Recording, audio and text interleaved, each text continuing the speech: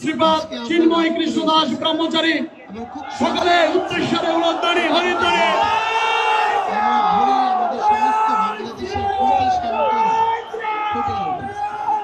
আমাদেরকে সন্ধ্যায় hotel management জানালো পুলিশ প্রশাসন চায় না যে আমরা এখানে হোটেলে থাকি।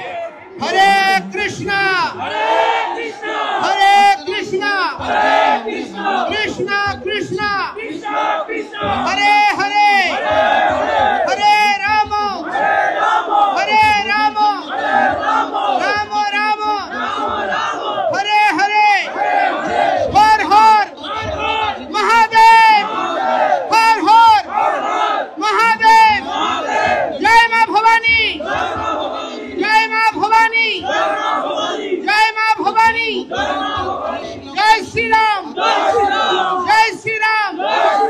এবং বর্তমান যে ঐতিহাসিক হয়েছে এখানেও এই রংপুর উৎসর্গ করেছে। মাহিগঞ্জ কলেজ চত্বর প্রাঙ্গণে এবং পুরো অঞ্চলে 5 কিলোমিটার ধরে বিস্তৃত এরিয়াতে আগত উত্তরাঞ্চলের সমস্ত নিপীড়িত নির্যাতিত অবহেলিত সনাতনী সংখ্যালঘু জনগোষ্ঠী আমি প্রারম্ভে আপনাদেরকে অতলান্ত শ্রদ্ধা নিবেদন করছি। শত রক্তচক্ষু উপেক্ষা করে বিভিন্ন পর্যায়ে রাজনৈতিক উচ্ছৃঙ্খল জনগোষ্ঠী এবং প্রশাসনিক বাধাকে উপেক্ষা করে আজকে এই রংপুরে যে জনসমুদ্র পরিণত হয়েছে আপনাদের অকুণ্ঠ সমর্থনে আমরা চিরঋণী আপনাদের কাছে প্রণাম নিবেদন করছি। অতিশয় দুর্ভাগ্যের সাথে বলতে চাই গত 5ই আগস্টের যে অভ্যুত্থান হয়েছে সেই অভ্যুত্থানে এই রংপুরেই প্রথম শহীদ হয়েছিল শহীদ আবু সাইদ। কিসের জন্য তিনি আত্মত্যাগ করেছিলেন?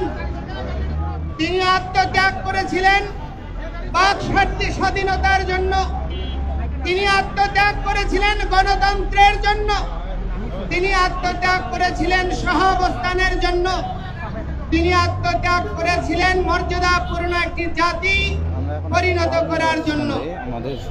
শহীদ রুদ্র আত্মাহুতি দান করেছেন সে আন্দোলনে, একজন মুসলমান একজন হিন্দু। এভাবে পরস্পরের পাশে দাঁড়িয়ে অভ্যুত্থান সাধিত হয়েছে। যাদের আত্মত্যাগ আর বলিদানের বিনিময়ে এই অভ্যুত্থান হয়েছে তারা কি তার মূল্য পেয়েছে? তারা কি তার মূল্য পেয়েছে? আজকে দেখুন নেট স্লো করে দেওয়া হয়েছে, প্রতিটি জায়গায় সমাবেশে নেট স্লো করে দেওয়া হচ্ছে। আজকে যিনি তথ্যমন্ত্রী তিনি দায়িত্ব নিয়েছিলেন গত সরকারের, এই তথ্যমন্ত্রী আপনার পলক তিনি নেট স্লো করে দিয়েছেন এই অভিযোগে তার অবস্থানের পরিবর্তন সাধন করার জন্য। কিন্তু অতিশয় দুর্ভাগ্যের বিষয় কি পরিবর্তন দেখছি যে আগের চেয়েও একই রকম অবস্থা, কোনো পরিবর্তন হয়নি। এই অবস্থা শহীদ আবু সাইদ, শহীদ রুদ্র, শহীদ মুক্ত সহ নিপীড়িত যেই সমস্ত আত্মাহুতি দানকারী শহীদ যারা এই পরিবর্তনের জন্য জীবন দিয়েছে তাদের রক্তের সঙ্গে বেঈমানি। এই অবস্থা আমরা মেনে নিতে পারি না। আজকে 1971 সনে দেশ স্বাধীন হয়েছে, 30 লক্ষ শহীদ হয়েছে। যশোর যে মুক্তিযুদ্ধ জাদুঘর রয়েছে খুলনাতে, তার তত্ত্বাবধানে 40 খণ্ড বই প্রকাশিত হয়েছে। সেই 40 খণ্ড বই এবং বাকি যে সার্ভে হয়েছে 24টি জেলায়, 64 জেলায় 30 লক্ষ শহীদের 2/3 হচ্ছে হিন্দুরা। কোটি শরণার্থী হয়েছে, এটা আমার পরিসংখ্যান নয়। জাতিসংঘ সহ অক্সফাম থেকে শুরু করে যতগুলো আন্তর্জাতিক সংস্থার পরিসংখ্যান, সেই পরিসংখ্যান বলে যে সেই 1 কোটি শরণার্থীর মধ্যে 70% হচ্ছে হিন্দুরা, যাদের বাড়িঘর ধ্বংস হয়েছে, লুটপাট হয়েছে, নির্যাতিত হয়েছে। অথচ স্বাধীনতার 53 বছর পরেও বাঙালি জনগোষ্ঠীর এই বৃহৎ অংশ শুধু ধর্মীয় পরিচয়ের কারণে তার প্রাপ্ত মর্যাদা পায়নি। বাংলাদেশের স্বাধীনতার পরে আমরা বিগত সরকারকে দেখেছি, আমরা ইতিহাসকে অবমূল্যায়ন পছন্দ করি না। স্বাধীন বাংলাদেশের যার দরে স্বাধীনতা এসেছিল সেই শেখ মুজিবুর রহমান, উনাকে শুধুমাত্র একক সম্মান প্রদর্শন করার জন্য প্রচেষ্টা করে শহীদ তাজউদ্দিন, আপনার 4 জাতীয় নেতা মাওলানা ভাসানী এবং মনোরঞ্জন ধর, কমরেড মনি সিং থেকে শুরু করে অনেক অগণিত কৃতি ব্যক্তির মূল্যায়ন হয় নাই। এবং সেই ধারাবাহিকতা আজ পর্যন্ত বলবৎ রয়েছে। যেই সমস্ত 9 জন শহীদ হয়েছে তাদের নামে স্মৃতি ফাউন্ডেশন বলেন, সরকার বলেন, আজ পর্যন্ত কোনো দৃষ্টান্তমূলক পদক্ষেপ গ্রহণ করে নাই। এবং অতিশয় দুর্ভাগ্যের বিষয় যে এই দেশে স্বাধীনতা যুদ্ধে প্রথম শহীদ হয়েছে, যেই শহীদকে বীর শ্রেষ্ঠ বলে ঘোষণা করা হয়েছিল, সেই বীর শ্রেষ্ঠটি হচ্ছে দাস পার্টির প্রতিষ্ঠাতা জগৎজ্যোতি দাস, যাকে তৎকালীন আপনার প্রবাসী সরকার গেজেট প্রকাশ করেছে।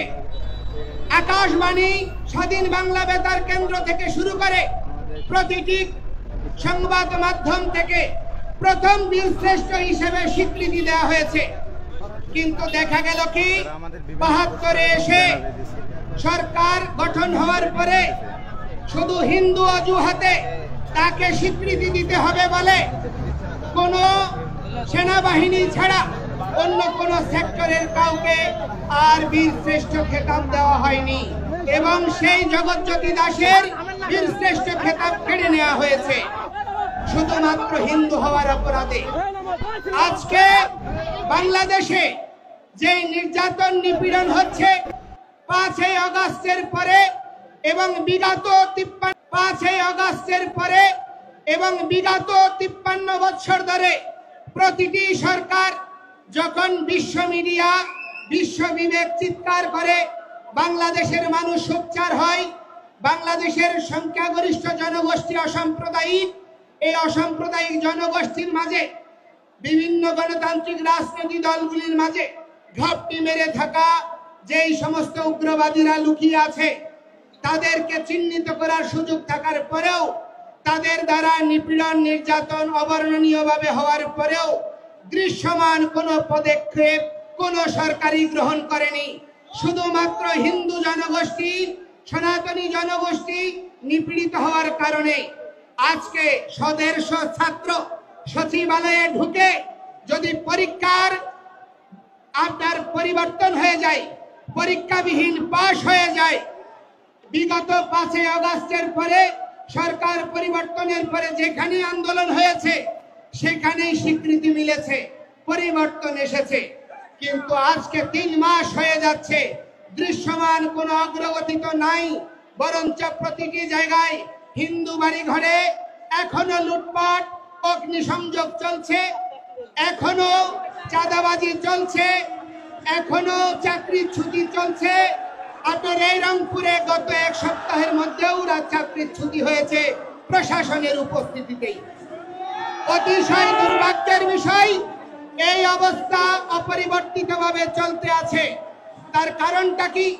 তার কারণটা হচ্ছে এই উগ্রবাদী গোষ্ঠীর মধ্যে সঙ্গে সরকারের একটি অংশ, রাজনৈতিক একটি অংশ এবং এই উগ্রবাদী গোষ্ঠী সম্মিলিতভাবে এই বাংলাদেশ থেকে সনাতনী সংখ্যালঘু জনগোষ্ঠীকে উচ্ছেদ করার প্রচেষ্টা চালাচ্ছে। আমরা এই ভূমির ভূমিপুত্র, কোন অবস্থায় এই স্থান থেকে আমাদেরকে ছুড়ে ফেলা যাবে না। আমরা মুঘল নই, আমরা ওলন্দাজ নই, আমরা ফরাসি নই, আমরা ব্রিটিশ নই, আমরা উড়ে আসিনি।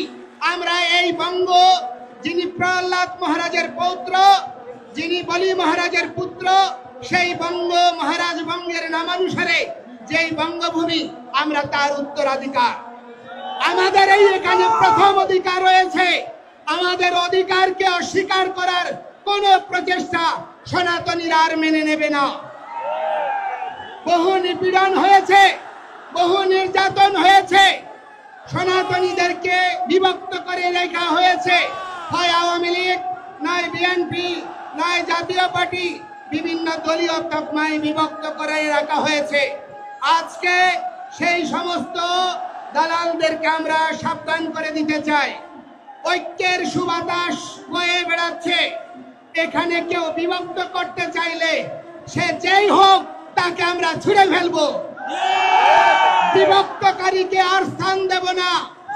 আপনারা স্থান দেবেন? কোন অবস্থায় আমরা বিভক্ত হব না।